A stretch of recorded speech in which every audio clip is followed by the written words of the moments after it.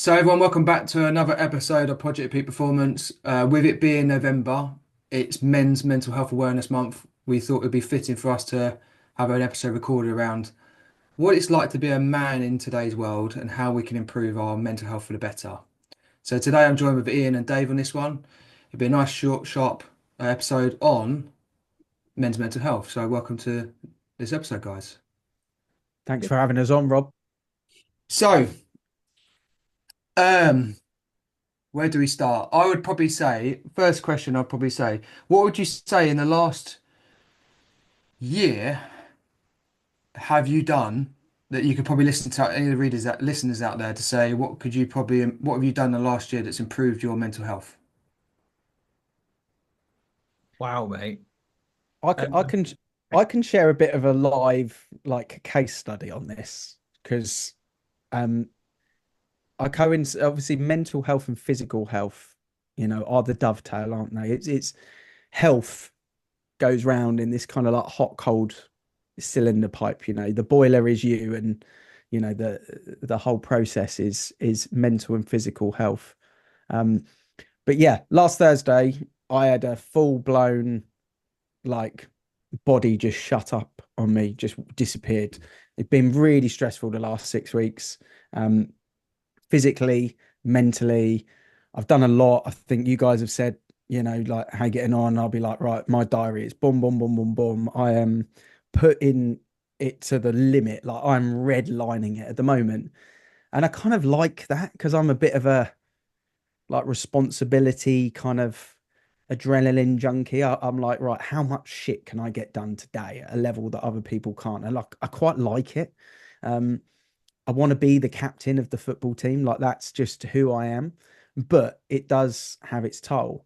And I remember, I can't remember what year it was, but it was probably about 11 years ago. I, at work, got promoted to the MD, and the other sales director was moved to a different part of the business. So I went from running 4 offices to running 9 offices. And um, I then spent about 6 weeks doing some really high, stressful conversations, moving staff around and starting to try and fix the problem. And I did 36 interviews in the month of November, and most of those with estate agents, as you can imagine, is after work. So I was working like 13, 14-hour days, and at the same time trying to keep up kind of physical health, etc., etc. Quite taking it on board and enjoying it, but not realizing what I was doing from a physical point of view through the mental stress of what I was doing, the energy that was going into these meetings and moving people's careers and trying to bring people into the business and getting rid of people and high level stressful stuff that saps the life out of you. To do one of those meetings in a day, you earn your sofa. To do 4 or 5 of them in a day, it will physically wreck you. Um, and then I got this message from my brother, and my dad had gone into hospital, and he basically had a heart attack. And I was like, oh my God, in the middle of like doing these one-to-ones. And I said to my right-hand man that was in the meeting with me, oh, my dad's gone into hospital. Something's not right with him. He's passed out. It's looking like a suspected heart attack. And he was like, right, you got to go. I was like, well, we've got these meetings. He's like, no, just go. I was like, no, you're right. I need to go. So went over to the hospital, saw him, horrible. He was going to be all right. He is all right. He's still alive now, blah, blah, blah, blah. But not very nice experience. And I left the hospital after spending a couple of hours there, knowing that I'd cleared my diary the next day to go back in. And when I got home that night, I started to shiver and started to feel like really ill and not well. And at first I was like, oh, maybe I picked something up in the hospital. And my body just went shut down. Long story short, I then spent 2 days in hospital, in the same hospital where my dad was. And it was all immune system led. My body was running super low. My body just shut down on me after all of the stuff that I just kind of done. And I just remember being in hospital, just feeling like I had zero. I just had nothing left in the tank. Physically, mentally, the body had shut down. I was on an IV, needed hydrating. The body it actually just needed to like just chill out, just turn off for a little bit. Um, and it was a pretty nasty experience. but I bounced back from it. But anyway, last Thursday, fast forward 11 years, I felt like that was coming again. I felt it. I had this strange infection in my armpit, which had started to flare up. Um, I couldn't focus on anything that I was doing. I had zero energy. Everyone in the room was annoying me. And so it was like 2 o'clock. I'd finished doing the videos that I needed to do. And I just left and I just went home. And then I called the doctor, blah, blah, blah. Anyway, the armpit infection was what it was. Um, it's Tuesday. This was on Thursday at the point of recording this. I spent all of Friday at home on my own on the sofa. Rael did all the school stuff with the kids. I spent the whole of Saturday on my own. She took the kids out. Um, on Sunday, I did a bit of the running around because she had work. It was the first time I'd left the house. Um, didn't feel ill. Didn't feel like I couldn't communicate with people. Just had nothing. Had zero left in the tank. Last night was the first night, probably in about 2 months, that I've had a full night's sleep, like just fully relaxed. I feel pretty fresh today. I don't feel 100% today, but I feel pretty fresh. In the middle of that, I've done a 50K race. I've had a group meeting. I've done difficult conversations with things, all of the things that I kind of spoke about before, high energy absorbing stuff. And the reason why I tell this story is because it's hard to realize the moment that that's going to happen. And when you do red line it like that, especially if you're a bit of an adrenaline junkie and you like the red line moment, you want to be the guy that makes the call, has the meeting. It's it's not something you can physically experience happening with your body, but all of the stress that you're going through is rippling through your body in a negative sort of toxin, and it will catch up on you. Um, and fortunately, I'd had that situation 11 years ago and I knew what was coming. I knew I was going to end up in hospital if I carried on. And this is Mental Health Awareness Week, but that coincides with physical health as well. And I'm a mentally strong person that my body couldn't keep up with the mental focus that I had. And that's the same. It's mental health, but I'm mentally strong, but my body couldn't keep going at the rate that I wanted to go mentally. And it's the same thing, but it's different. So I kind of share that story to just raise both points that it's not necessarily just you're having a really difficult time mentally. If you take a lot of stress on, don't forget what it's doing to your body and the importance of R&R and the importance of relaxing and taking some time for yourself, especially as men trying to do high level business roles and parent and relationships and all the financial stuff and trying to do your own goals and trying to do your own physical stuff and not having any time in a 24-hour window or in a 7-day week or in a 30-day month for yourself where you actually just decompress, turn the off button and have a little bit of R&R. Because I very nearly broke on Thursday physically, but I managed to kind of pull it back. And I got told off by the doctor quite aggressively, and she was right to do so. So, which was quite nice to hear because sometimes I don't get told off by people. So, only my wife. So it's nice to be told off. And yeah, from a medical professional, she was like, just stop, just take some time. And so yeah, in terms of that story, I just thought that's important to kick off this podcast because it's a live case study of seeing the end of of a starting moment that we're talking about here. Great self-awareness, yeah. Yeah, Um, you learn that, don't you? I didn't know that 11 years ago. I was just go, go, go, go, go. Be the guy, be the guy. Put the cape on, be the guy. Sometimes you just got to take the cape off and sit down in your armchair and just relax. reminds me my dad had quite a few heart attacks over his years from stress, and that's what sort of brought me into making sure I don't follow that same path. And I remember him saying to me in his second one, he woke up and he basically, no, I think it was his second or third one, he actually drove to Ashford Hospital and was like, I'm gonna have a heart attack. And they're like, what? And he's like, yeah, I'm gonna have a heart attack. And they're like, no, no. He's like, no, no, I've come here because I'm gonna have a heart attack. I know I'm gonna have one. And they're like, okay, can you wait to be seen? And then 5 minutes later, he had a heart attack on the floor in Ashford Hospital because he'd already been through that experience. He knew that that was taking place. Mhm. He thought, as long as, if if it's going to happen, if I at least do it in the reception room of the hospital, at least I can be seen quicker. Mm. But when you know, you know. So it's, yeah, really, I love that story because also what you do and the limits you push yourself to what you've achieved in the last, especially the last sort of few years, it's nice to actually humanize the other end of the spectrum of like there is that um, counter to that push all the time and that deload that needs to take place. It's a great story. Thanks for I sharing. think it's for people to sort of visualize. I like to try and visualize things. You blow up a balloon.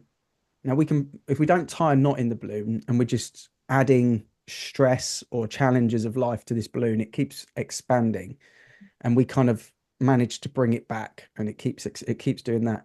But what we can't anticipate is 11 years ago, my dad going into hospital with a heart attack, and the balloon was expanded, and I could have controlled it, but that one thing Cool. put a pin in it. Yeah. And the same thing last Thursday was I had the balloon out at full level. I was in control, but redlining it. Yeah. I even did a 50K race and I was still in control. But the Tuesday group meet with 40 people in the room, I hadn't accounted for the energy that that was going to consume from me 48 hours after the race while the balloon was inflated. I hadn't accounted for it. And it was a tough one as well. It was a big workshop led one. Everyone was in boisterous mood. Controlling the room was difficult. It took the quite literally kind of took the energy out of me.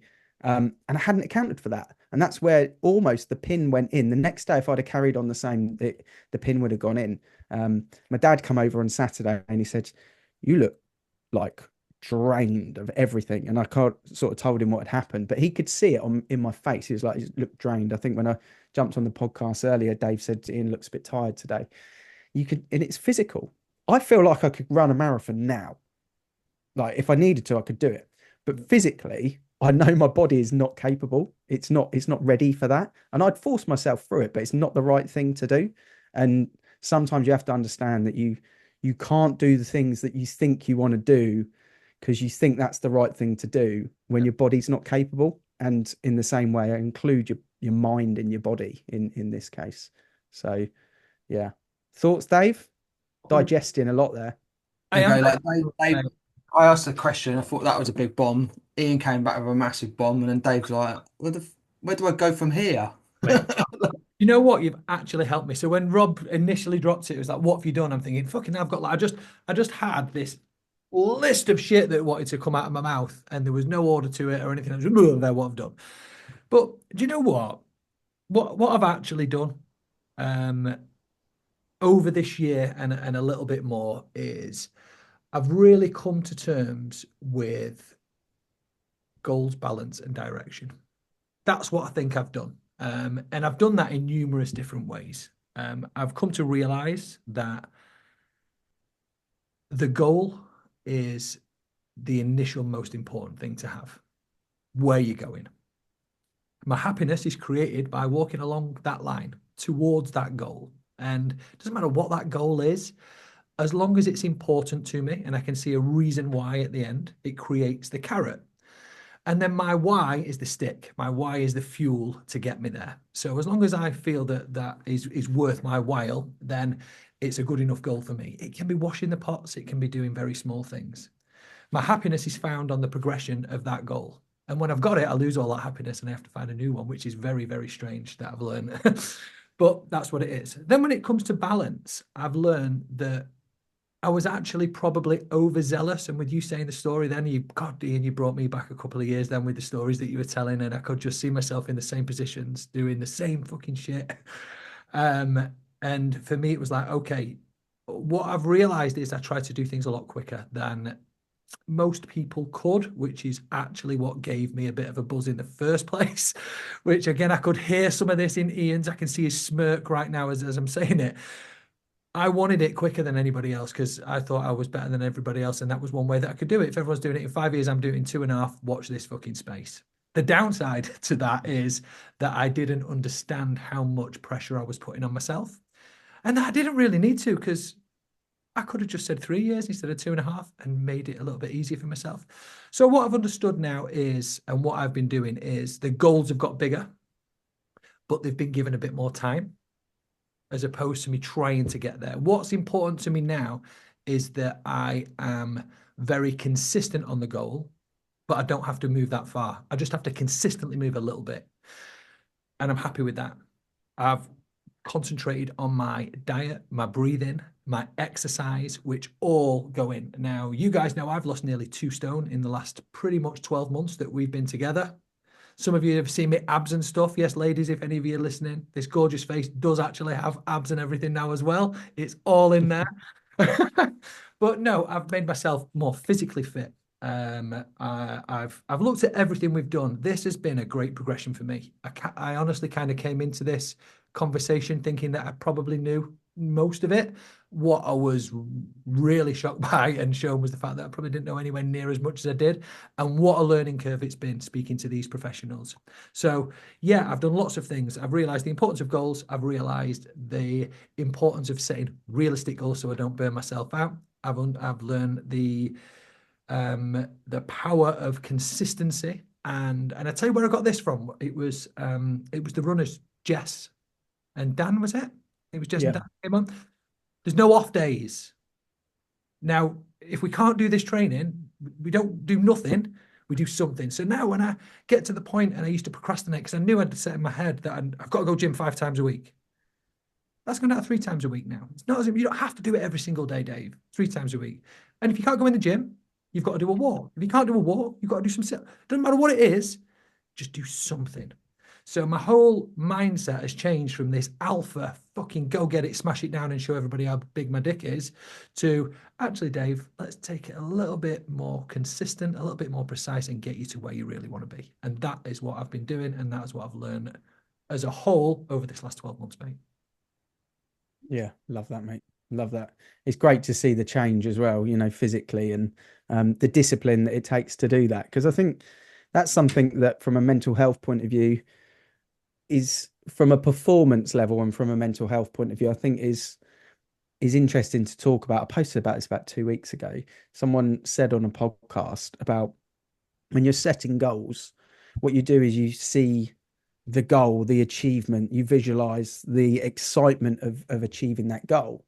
Whereas that's all great. You can say you're going to do something, but actually, when you're setting that goal, you have to also break down the suffering that you're prepared to go through to get to that goal. And are you happy to set that goal and make a verbal commitment with yourself to go and try and achieve that goal? Because to achieve a 2 stone weight loss, to achieve a milestone at work, to achieve a financial change to your life, to sell your house and buy the new family one, to go on the family holiday, you know, whatever the goal is, what we have to remember as men in this case scenario is that goal, the end of it is the excitement, but to get to it is bloody hard work, a lot of suffering, a lot of discipline, a lot of stress. And that's where some people struggle with mental health, is the pressure that they put themselves under to try and achieve the thing they said they're going to do, without actually realizing how difficult it's going to be to get there. And especially if you do that on multiple occasions with multiple goals, or you're actually, and where I feel the pressure, and Rob, you'll correct me on this because this is more your line, but where I feel people break under that pressure is when they're trying to achieve a goal for someone else that they love. So if it's Kelly's dream to move house and do X, and you go, yes, we'll do that. It's her goal, it's her dream, but you've made your verbal commitment to her. The pressure of that for someone else is a bigger pressure that we put on ourselves than the ones for ourselves. And that's where I think some people can struggle sometimes, is trying to get to that point without actually digesting how difficult it's actually going to be at the start. And then we really, really struggle with it, I think, sometimes. Codependent goals. Yeah. Yeah. I think, like Kel and I always, as I say, we always call ourselves to the collaboration. So it's never like, how are you going to get this? How are we going to get there? And I think that's been a massive change in our relationship, or my relationships in general, of how I formed relationships, rather than it being like the solo party to do it all. Yeah. So you're 100%. You can't live your dreams through someone else. No. Mm. No. What about you, Rob? What is it that you have found over this last 12 months that has helped you the best over everything we've learned and all the practices you do? Mr. Wim Hof, Mr. Marathon Runner, Mr. Mental Health. Fuck me, mate, you've got Mr. in front of absolutely every name under the sun. What Apart from everything you've done, what's been the best for you, do you think, this last 12 months? What's been the gold? Um, you're right in what you're saying about the consistency, discipline through cold water therapy has been a massive thing for me because that's like been a reprogramming of myself because that's then spread into other parts of my life. Yeah. And also I think um, I'm at that stage of giving back to certain things that I'm really enjoying. So the pursuit of chasing a goal down becomes more meaningful Yeah. if it's impactful in a different way than just yourself. So you're impacting yourself, don't get me wrong, but you're impacting a greater cause or a greater thing, which is naturally if you to sort your own mental health out, you give to give, you give out to that part, and I think the giving part is always, I don't know, you go back to what you were talking about happiness. A replacement for me for happiness has been replaced with joy. Yeah. Okay. So even in the most challenging of moments, like Ian said, you can always seek joy over happiness because the joy of the pursuit or the joy of the moment, even if it's maybe a bit of a downwards moment on it. Yeah. Um, yeah, so whether that's answer your question or not, I think For you, has been giving back this year. Is that what you're saying has been the biggest thing for you? For obviously, we talk about men's mental health. partnerships. I think partnerships for me, the Nice. right partnerships, has been a thing that I've focused on. Removing relationships over the last few years that don't help my mental health, and now I'm in a position where I can collaborate with people I want to collaborate as partnerships for a greater impact. Yeah, love that, mate. You just mentioned there, you didn't mention toxic relationships, but getting rid of relationships which are not serving you well. That's really, really interesting. That, and I think that a lot of people could take a huge chunk of gold away from this particular topic here now. But when you say that you've effectively stripped down, taking the negativity side of relationships away. What does that look like to you? Who were these, not necessarily who were these people, but what were the avatars of these people in your life? How did they show up and how were they affecting you? And what difference have you had since you've basically got yourself out of those environments? So, biggest learning was understand from my ADHD, I was a big people pleaser. Okay. And that's what I've always had. I've had white knight syndrome, and that's been like that for years. It's not the person's fault, it's my pursuit of seeking people to try and support them, to try and help them in a way that it's a different to what maybe I'm doing now. So you'd try and, like Ian was saying about the pursuit of someone's goal, it's like you're trying to take on their problems to try and help them rather than them helping themselves. So I had a lot of that. It wasn't them, it was me in not understanding it. So I hadn't got any boundaries. I hadn't worked out who I was. Um, so even from my childhood age, I would seek relationships and friendships to feel like validated. And then as I progressed through and I've taken back the power into myself, that I'm validating my own self, I've started to realize that some of these relationships don't serve me. They actually waste my time that I could pursue it with other times, especially being a dad now. That's the bit that's brought that more on is like, I'd rather spend an hour with my children or an hour doing this than, yeah, like getting a train up to with a CEO of a charity to get them to win the award that I'm really working with benefits me and I enjoy that more than maybe spending an hour working with a charitable organisation that is faceless and you don't really work with. But if it was old Rob a few years ago, I'd be trying to do them all to please everyone to try and get some validation. Whereas now I don't need to have that same validation. I hope that is that making sense of Absolutely perfect I've sense. Yeah. actually reduced my connection out there. And before, I it's basically getting to the point to being able just to sit on your own in your own thoughts and not have to have codependency on anyone else. And that's not to say that that is a good thing for longevity because you still have to have those relationships, but you don't have to fill your day up with the relying on other people to validate how you feel and how you are. That's the bit that I choose. I choose to work from home, and yes, sometimes that's a bit of a lonely place. So you connect with other people, like our Friday meetings that we have. I see people, and I connect with people running, with the charity stuff and bits and pieces.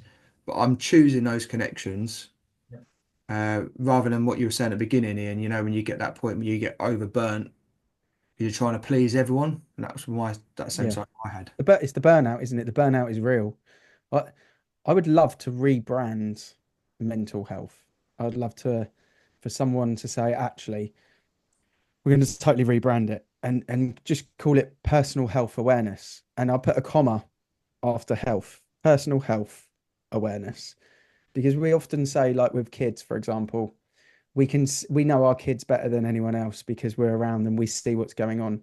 In the same way you said that's great awareness, Ian, and that's taken me a long time to learn those sort of things. I'm still not great at it. But if we could master anything, it would be our personal health, our own awareness of ourselves. That would be the thing. If we could really master that, wouldn't need to get to the doctor point of view, wouldn't need to get to the counselling point of view, because if we're aware of what's going on with our own health physically and mentally, then that's the ultimate thing that we should sort of strive towards. And we might spend our whole lives kind of working it out because it's constantly evolving and changing. But to kind of be the classic alpha or to be the busy mum that kind of ignores their own health awareness, mental or physical, is such a negative thing to do for ourselves in the life that we've got, because ultimately it's going to result in a very negative situation. And that becomes the guy that put his whole life into his career, that sold the business at 50 and had the heart attack at 52. Um, or it becomes the mum that just gave everything to her children, ignored all of her social circles, ignored her own health, and then all of a sudden has a huge medical issue and she's not around to see her kids get married, or she lost a relationship, she lost a career, she lost her identity, and now she's struggling mentally and she can't pull it back. Actually, just personal health awareness is something that we could really all do with trying to master and spend a little bit more time, a little bit more reflection time on what's going on. You talk about your Friday check-in, no more fine, in every way. It'd be great to have that accountability partner where you can sit down and go, right, let's talk about personal, mental, physical, family dynamic relationships. What are we scoring ourselves in our own individual life one to one with your accountability partner? And how do we pull up the ones that are negative so that the balloon doesn't pop? Yeah. That's a really important thing. I think if I could rebrand mental health, because the word mental has such a negative stigma attached to it, to just human health awareness, personal health awareness, I think it would encompass everything. Because I don't think we should ever treat just a medical issue without treating the mental part of it, the human part of it. If someone gets diagnosed with cancer, that puts a lot of medical and mental stress on them. They need to be supported in both areas, medically and mentally. And in the same way, if someone's really having a lot of stress and difficulty, they potentially need a bit of medical support because their immune system has just got dropped down to zero, to the point where you can pick up an infection in your armpit that you thought you couldn't even get. Like, sometimes it's looking at both really. Do you know what's really interesting? I went to a Rethink Mental Health conference over a few weeks back, and actually they were doing research into um, the researchers that she did a PhD in alcoholism and mental health, and why should there be a more like a synergy between the two types. So they were saying that a lot of people go to try and get support, but they go, you got to go to mental health support, and they go, you need to go and do AAA meetings. You need to get sober before you can do your thing. And then Mm. what I was saying is that you stop drinking, and all the reasons why you're drinking come out, but you're not in therapy yet, and vice versa. You can't go to therapy if you're cognitively there. And they were talking about, should there be a more of a synergy between dual understanding of why that person's going through that mental health. So I've mental health problems is because of my back. Surgeon on the back and the person on therapy should be talking together to try and help it alleviate. So I 100% agree with you. Dr. Daniel Amen, the book that I read, loved it. He talked about it being brain health. We should reorganize it to being brain health and looking at the hardware and the software. So, there's two types of the brain. It's how the brain operates, but also what you're putting into the brain to help it operate. So, not drinking, sleeping, the food you eat, even like, 95% of serotonin levels that come from your gut, which then charge your brain. So if you're not eating right, you don't get the same thing. So there's a big stigma around mental health, and I do agree with you, Ian, on that. People always Like even in the mental health continuum model that I always go by with a lot of people on, like that's a continuum model for mental health. So you could be green mental health, you're thriving, you're doing really well, but you can have red mental health and you're suicidal and you've got demons that are over you and you're trying to work out what's going on. So it's not like on yes or not. I'm not on or off with mental health. Mm. I think one of the I was speaking to Ian earlier on about this actually, and directions really. And I suppose one of the battles we've got to overcome is the fact that there isn't a defined good human being. What defines a good one? A fucking awesome one. There used to be. It used to be called alpha, but that's been linked with masculine toxicity and fucking loads of other shit now. But like, if we don't know where we're going, how are we ever going to get there? I mean, that's the fucking problem, guys. So I can define what I believe. I believe alpha is king. I believe that it needs to be mixed. I think alpha has got a bad rap to it because it's all about strong, go get this, that, then there's no emotion attached to it. But I think that a perfect mix is actually high alpha with a really good set of emotions and knows how to emotionally control themselves and understand the levels of other people. But ultimately, the biggest, strongest, best looking guy fucking wins, mate, every single time. And we can lie about it as much as we want. We can try and push it into loads of little groups to make people feel right, but that's the truth. And I believe it's our job to try and get as close to that as we possibly can, as our responsibility individually. But we're not taught this. We're taught, what are we taught? Go and get a job for life. I don't teach my kids that. That work for somebody else. That's like low entry. That's going to get you so far. You know, I think I own. think I think I said about it in the past, but I've always there's a couple of years ago I listened to a thing someone saying that you don't have to be a nice guy, you can be a good guy, as in the fact of like a lot of nice guys are actually the dangerous people of society because they're the people pleasers, the people who don't stand up for rights. You just be nice, you just want to get along. Whereas good doesn't mean that you have to agree with everything. You just have to see the good in everything. So how do I parent good? How do I treat myself good? How do I treat others good? Like how do I the pursuit of living life for the greater goodness rather than being nice? Because you could be nice and people please, but in environments that don't support the actual right outcome. And 100%. I've always lived by that. So if I feel like if it's good for the greater good, that's my vibe. But if I don't believe it's good, it's not going to support people. It's not going to be a greater good. I'm going to stand up and basically tell people, "Well, I don't agree with this." Doesn't mean I'm not a bad person. It's just I'm acting out in good intentions. I think when you Yeah. mentioned one before, when you said people pleasing, actually, when you look at people pleasing, it's the number one kind of symptom that comes out of a negatively derived person. So if someone feels negatively about themselves, they aim to go and people please everywhere. And it's something that's really, really common. It's probably one of the easiest things to spot within people pleasers. But one of the things, again, that's not taught is if you don't look after yourself first, you are going to be incapable of looking after anybody else around you. And we give all of our and I've been a people pleaser in the past. I've kind of sorted that out a little bit in my life. I know, Rob, you've had times in your life where this has come to fruition. But one of the big things that I've realized, and again, if this is going to be some kind of educational bit for people, if you find that you're a people pleaser, start looking a little bit closer inside. And are you giving as much energy to yourself as you are giving to other people with regards to exercise, with regards to having a look at your diet, with regards to just looking to become a better person on a daily, weekly, monthly, yearly basis? Because if you're not, I can guarantee you that you will not get out of that. I'd say a good one on this from what I've learned.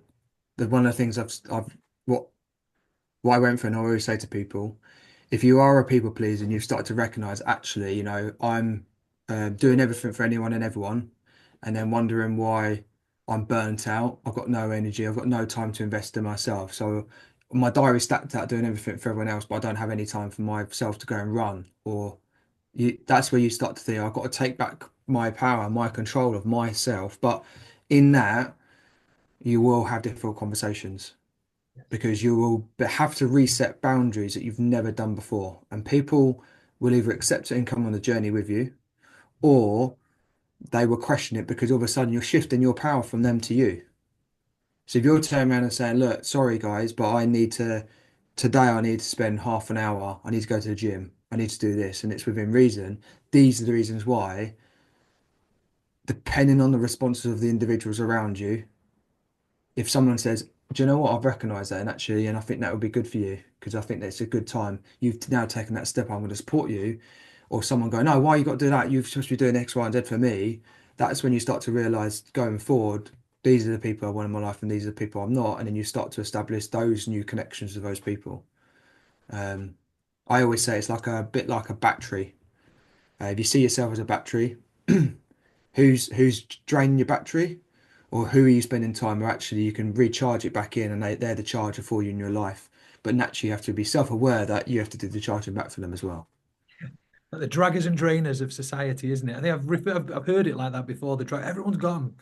And you will find when you start looking at this list and you start spending a bit of attention just trying to maybe pull it apart, you'll find the piss takers. They'll come up really quickly. Don't worry, you will spot them. Don't worry about trying to find these in your group. Oh, they will make themselves very, very well clear. Don't you worry about that.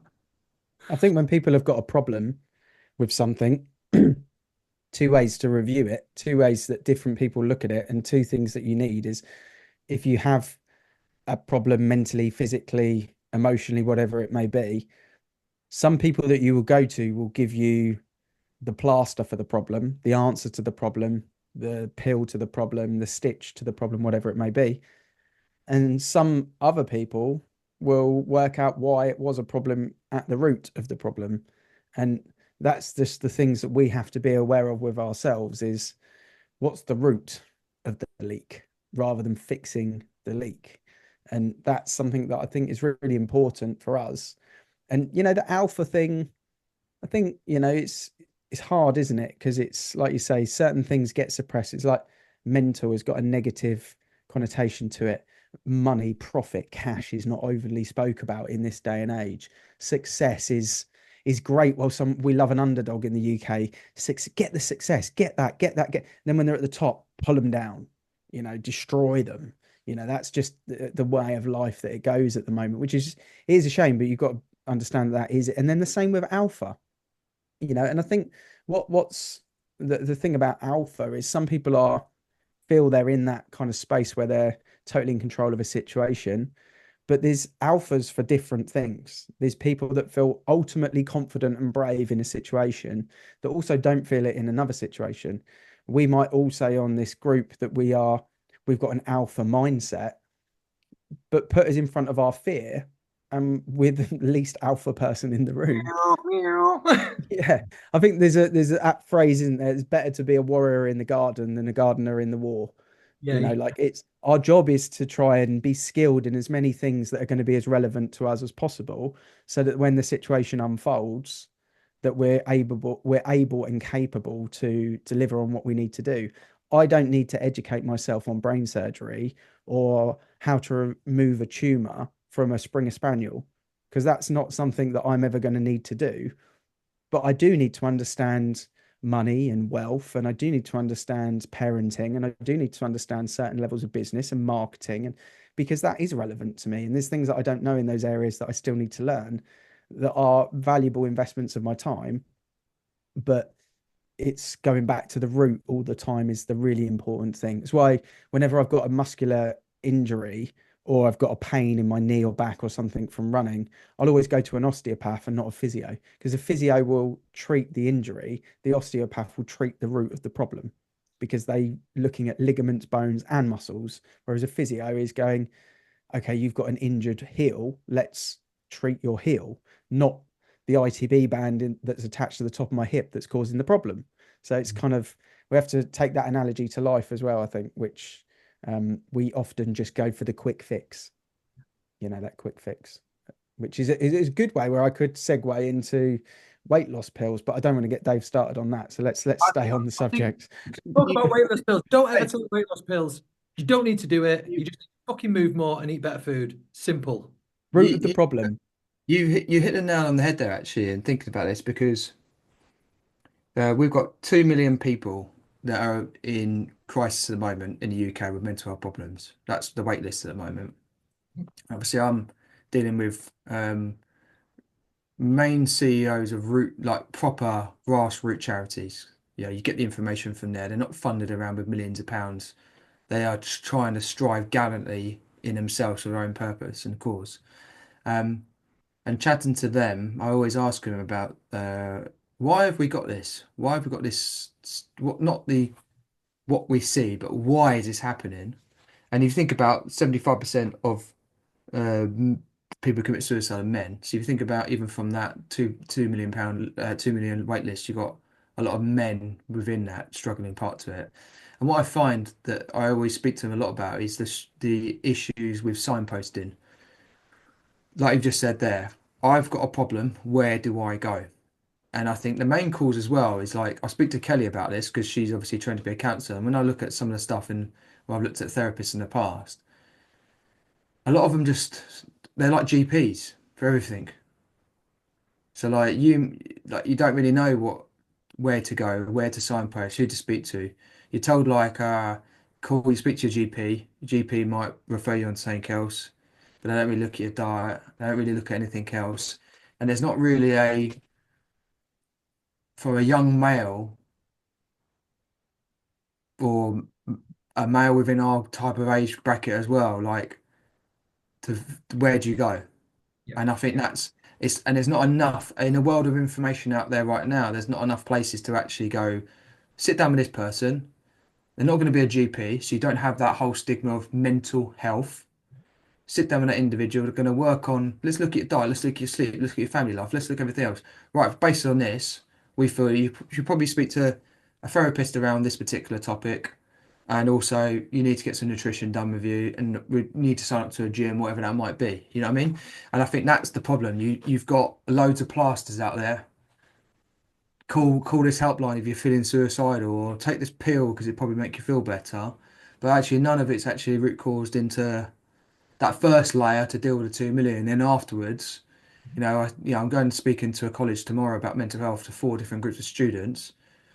And I said to Kel, like, you speak to a lot of these sort of kids, like, what do you reckon's out there? And she said, at the moment, a lot of them are struggling with um, where to go with their well-being, how to work out their own well-being, because there's no toolkit out there, than just going to the doctor and waiting for that wait list to come through to see a particular specialist.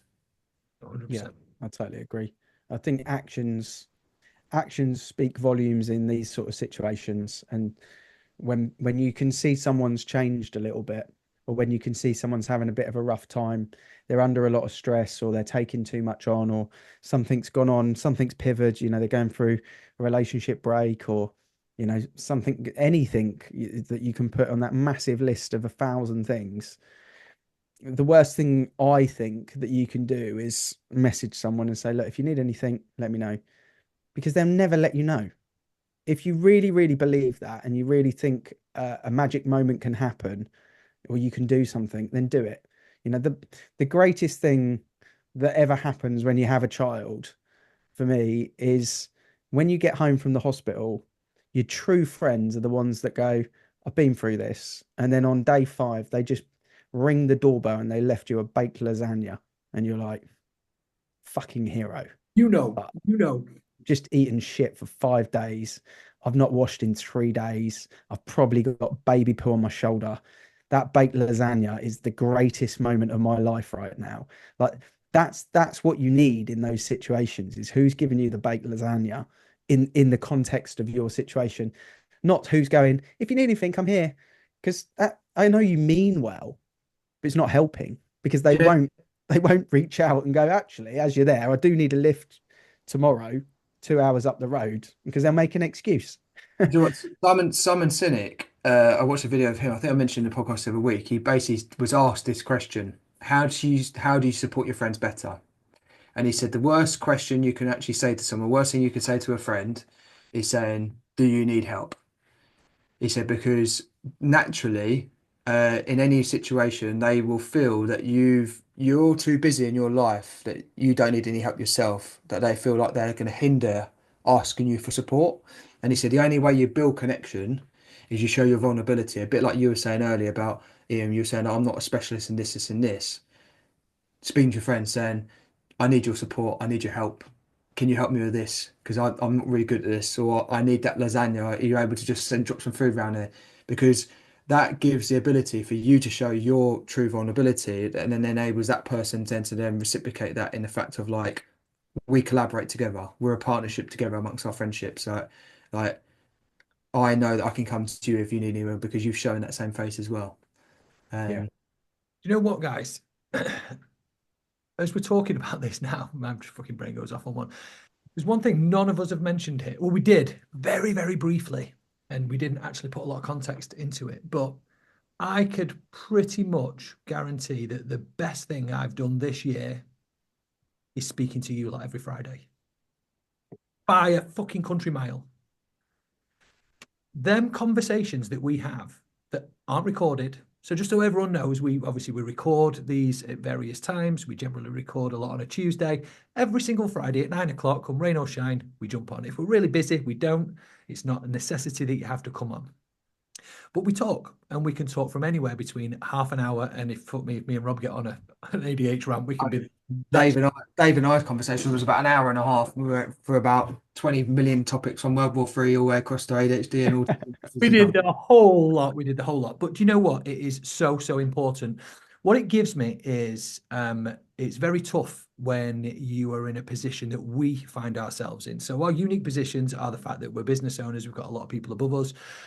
We've got a lot of people looking up to respect. One thing that's hard when you're at the top, though, is actually to show any kind of weakness that you don't know where to go next. And you will feel this, business owners who listen to this podcast out there, you will feel how lonely it is. So what my suggestion to you is try and pick a group of friends, try and create a small group that without fail, once a week, once every 2 weeks, you get together just for a chat. There's no agenda necessarily. You just get together and you just talk about how your weeks have gone. And is there anything within this half an hour to an hour that you could do to help? I bet you'll find there's tons of advice friendly, even if it's just to allow you to get it off your chest so that you can process it yourself without trying to process it with another 1,000 things that are going through. Last week, we had a conversation. And the conversation was I was feeling a little bit lost. And I didn't know what to do. And Ian and Rob were on this conversation. Ian gave me some great pointers, and so did Rob, because they know me probably better than I know myself, because I don't see myself, which is really fucking strange. I see them, but I don't see me. And what they said was, Dave, I think you should start getting involved in some maybe younger charities. Rob had mentioned that maybe it was time for me to look down, and it really struck with me.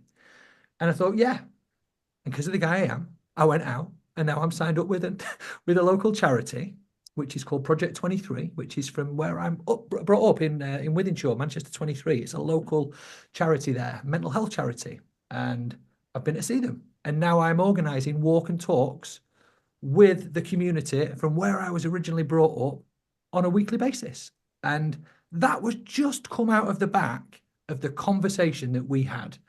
And now I found myself a week later, literally being sat down yesterday with the owners of this charity, and they're highly, the buzzing that I've turned up, to be honest, and I've brought some ideas. And literally, guys, I'll be honest with you, I've nicked our walking one that we did last year in November. That's what I'm doing there. It's dead simple. Yeah. I'm just going to turn up, I'm going to walk, and I'm going to talk. And that is going to help so many people. So just to try and wrap all that back in now, honestly, guys, talking was the best thing that I've done with you lot. So thank you very much for being in my my guiding, listening ear. I love that, mate. Brilliant. Well done. Well done for action on it as well, because it's easy to kind of go, yeah, but to actually go and take action, tangible, is brilliant. Comes back to that environment, culture, your crew, your tribe, your people around you. That's something which is so valuable. I think it really is. It kind of makes a huge difference to have those people around you. There's two different situations that happened in HQ recently. One where I had an open conversation. We like to have our conversations open. If we're having something difficult, I was talking to one shareholder about something that we didn't know the answer to. We were trying to work it out. And someone in HQ turned around and said, do you know what? It's so refreshing to hear you guys talking about that openly in the office and showing everyone that you don't know the answer, but how you worked the answer out between the two of you, even though you both had a disagreement in the middle of it, you came to the answer. She was like, it's really nice to hear that. And then had a different conversation with a different shareholder in a different part of the office, revolving a different one of the businesses. And that shareholder afterwards emailed me and said, I don't like having those conversations openly in the middle of the office, because I don't like how it might affect the staff. And I just thought to myself, how nice would it be if the staff weren't affected by that in a negative way, but in a positive way? So is the answer to move to a private room next time? Or is the answer to have the people around you that actually go, hey, do you know what? I've got an opinion on this. And they embrace it. And that is the culture that you build around you. And that's your support mechanism. So that's something to really think about. And yeah, obviously this group has been awesome, over the last 12, 14, 15 months, for us moving the needle a little bit along. So, and we've got some cool stuff to announce on that coming soon as well, but not this episode to drop that bomb, that positive bomb just yet, because we've rabbited on for I don't know how long on this particular one, but hopefully people have enjoyed it and they've taken some real gold away from it. And I would say if people have got questions that they want answers for, like send them to us. Send us your actual questions. We won't reflect on them. We'll try and give you our opinion. May not be the answer to the equation, but we'll give you our opinion openly and honestly. And that may help get you towards the answer to that equation or give you the answer to that equation. I don't know. That's what we will do. 100%. I've got one last bit before we finish off. So a talk I did recently, I set up a 30-day challenge for someone to do on a daily basis to improve their mental health. So for anyone listening out there now, what would be your advice out of you two on one thing that you would recommend for someone to look at or fulfill? And it could be the small steps in the next 30 days to maybe do in their lives to improve their mental well-being if they are struggling a little bit more. You asking us now what I would suggest to somebody? I would Like if you like Dave, for example, you woke up today and you went, right, I've got 30 days, I want to improve my mental health. Yeah. And I wouldn't say you're anything extreme. It's not like you're excessively drinking or drug taking or excessively, but you're feeling like you want to take another step, just improving that grey cloud that sometimes appears on a daily basis, especially this time of year, being the way it is, dark nights and stuff like that. What would you do, or would you say to someone if someone asked you that question? If Dave was asking Dave, Okay. I would ask the question, where do you want to be? I think it's really important that we try and paint as HD 4K as possible a positive destination for us to be in, whether that's in a month, a week, a year, 20 years, whatever that may be. If you're starting off, maybe start with shorter goals to get you there. But basically paint a big picture and start moving ever so slightly progressively towards it. If you can move 1 degree a week, that's okay. Don't kill you. and what practical thing would you say for 30 days to do that? Oh, in a 30-day. So someone said, right, I've got 30 days before the end of the new year, end of the year. I want to just do one daily practice a day that I could probably implement in my life. It's short, small, a bit like you just said then, Yeah. would then get me to my greater picture. Okay, it's a little bit difficult, this. I'd need to know who the person was. I'd like to pick something that they could achieve, which would be a milestone for them within that month. Yeah. Depending on where it is that they're finding friction within their life. So it's very difficult to give a straight one. I could just say go and walk for 30 days. It's going to help everybody. But ideally, what I want to do is match this. So if you're having relationship problems, if you're having work problems, what's the friction? And what could you do in the next month to alleviate that friction so it's either gone or it's not as hard for you to get onto the next level and walk? That's what I would say. So maybe, who was it I saw? Well, I watched a podcast and someone, they said, get a piece of paper down and write down all the frictions on a daily basis that's happening in your life right now. Yeah. Then work through all of those and see whether there's any ones you can remove out. So there's a really easy way of doing this. If you get a plain piece of paper, and most people don't know where they want to go, but they do know what causes them problems and what they don't want. The good thing with psychology is everything you don't want, the opposite is what you do want. So if you write down the list on one side, on the left-hand side, you put a line right down the middle of your A4 piece of paper. We write don't wants at the top, and we write down everything that we don't want. line by line, go across them, draw a line across, and whatever the opposite of what you've wrote down on the sheet is, write that down. Then you will have a list of everything that you actually want to achieve in your life and start ticking off those little bits. It's really difficult to give like direct. That's good. That's a good. No, it's good, Dave. That is good. That's a really good starting point. That's a really good starting point. Just from sitting there listening to this podcast, I thought, right, where do I start? Yes. That's a great thing just for someone to work down of like what I don't want in my life, and then what would be my ideal life. And that doesn't mean that you can finish. I complete the list in a day, but at No, least someone gives a draw in the sand moment of this is the line in the sand. I'm now going to step over and see if I can take some action on it. correct. Great, appreciate it, Ian. Funnily enough, I'm on the same list front, old school listing. But what I would say is at 12 o'clock one day before you've had lunch, write down everything that's causing you anxiety, frustrations, a problem, anything negative that you're dealing with at that particular moment. Then just before you have dinner, do the same thing. And then when you wake up the next morning, do the same thing. So set 3 alarms across that period of time. Just write down all of those things in your life that are causing you frustrations. Go through the list. And if there's anything in that list that you can't do anything about, like the next budget that's upcoming, just put a line for it. It doesn't matter. It shouldn't be on your list because you can't do anything about it. Mentally throw that in the bin, like a screwed up bit of paper. It's out of your life. You can't do anything about it. And then whatever's left on the list, just look at what it is and write down the name of the person that you think would be most suited to help you with that problem in your network, in your phone book. And then over the next 30 days, reach out to those people, share the problem with them, listen to their advice, and try and put an action plan together to fix the problem. And that's it. Love that. Yeah, I love that as well. Yeah, really good that one, mate. I think that will help. Massively, yeah, massively. Really good. That's really good advice. Really good advice, mate. Rob, last one. For me, cold water therapy. Jump in the bath. If you bother- Jump in a cold bath. Nothing's a problem after you've done that. Next 30 days for me, I would say, because this is how I started years ago. And it's a similar time of year for me. So it always comes back to a thought process. 15-second blast for the first week. Then the next week, 30 seconds. And the next week, 45. And then the last 30 days, the last minute blast. That's all it needs to take.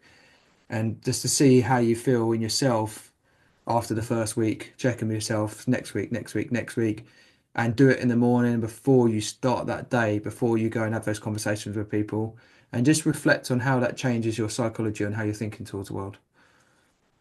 So we've got do's and don'ts list, checking in 3 times, working out what you can control, what you can't control, and what you can control.